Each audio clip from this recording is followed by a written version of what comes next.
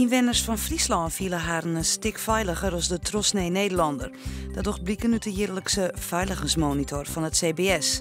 Friesen kwamen in 2014 minder in onrekking met de politie als landelijk.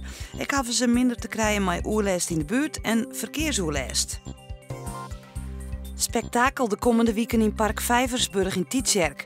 77 glaspanelen van 400 kilo het stuk binnen de basis van een nieuw paviljoen voor de villa in het park. Het speciale glaswerk komt uit China en wordt opgebouwd tot een nieuw gebouw. Het nieuwe paviljoen is onderdeel van het Cultuur- en Natuurpark dat in september openen wordt. Thomas Assier had juist een Edison won. De van oorsprong Frieske artiest won de wichtigste Nederlandse muziekprijs in de categorie Alternative voor zijn album Helaas.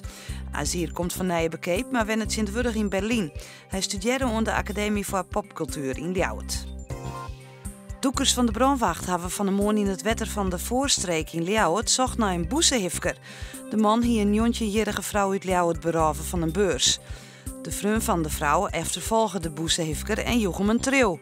Dat rog voelde dief in het wetter. De politie kwam likwijls net vinden. Waarschijnlijk is er zelfs weer uit het wetter kwam. Joen en vannacht binnen nog een paar maatske buien. Het wordt 1 of 2 graden boven 0. Het waait stevig.